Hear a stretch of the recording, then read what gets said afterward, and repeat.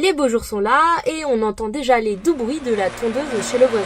Alors si vous aussi vous avez envie de prendre votre tondeuse pour raccourcir l'herbe de votre jardin, peut-être que vous ne devriez pas, du moins pas entièrement. C'est vrai que ça démange, les herbes commencent à remonter assez hautes et on a envie de les couper pour pouvoir y marcher comme on le souhaite. Pourtant, dans ce que vous détruisez, il y a toute une petite faune qui s'est bien installée. Donc au final, est-ce que c'est vraiment une bonne idée de tondre son jardin? Quand l'herbe est haute, l'humidité du sol est mieux conservée et ça permet aux plantes, lors de fortes chaleurs, de ne pas y passer. Pareil pour les insectes, ça leur fait d'ailleurs un bel habitat naturel. Pour ce qui est des plantes qui y poussent, vous avez sûrement remarqué toutes les fleurs et celles-ci aident grandement à la survie des abeilles et autres pollinisateurs. Puis surtout, si vous coupez une fleur, elle n'aura pas le temps de produire sa graine et ainsi pouvoir se renouveler chaque année. Résultat des courses, votre pelouse devient de moins en moins riche et bien moins utile à la biodiversité. Si toutefois tondre est indispensable, privilégiez par exemple de faire quelques petites allées en laissant des coins d'herbe sauvages. Ou alors, vous pouvez même penser à des substituts du gazon, comme par exemple les trèfles ou les achillées qui font une sorte de tapis sur le sol que l'on n'a pas besoin de tondre sans prendre le risque de détruire votre jardin.